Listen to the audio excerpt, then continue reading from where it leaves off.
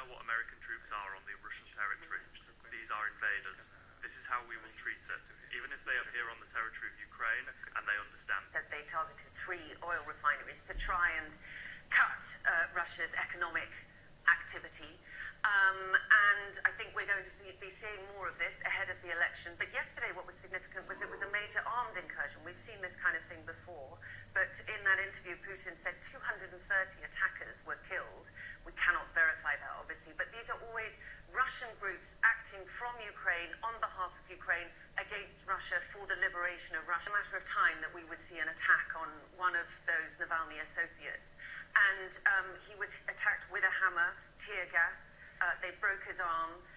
A group calling themselves Male State, who are a sort of far-right patriotic extremist group in Russia, claimed responsibility. But I think it goes to show that you are not safe if you are an enemy of Russia, wherever you... It's a power very much in NATO's favour in the Baltic Sea.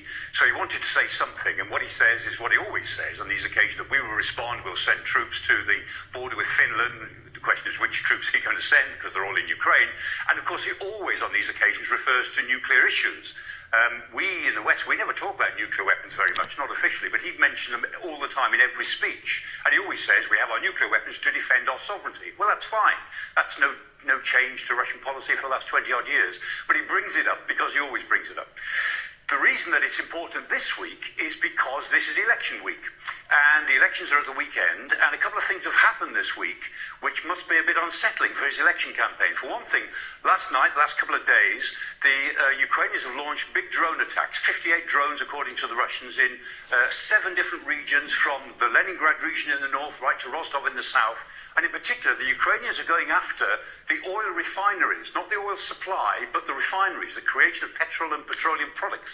And in particular, 3 refineries in Kryzhny in the north, in Kostovo, which is in Nizhny Novgorod, and the Ryazan refinery further south, about a couple of hundred miles southeast of Moscow. And in Ryazan in particular, the damage seems to be extensive. And the point about going for oil refineries is that they're very complex operations. They're relatively easy to disrupt, and they take a long time to put right.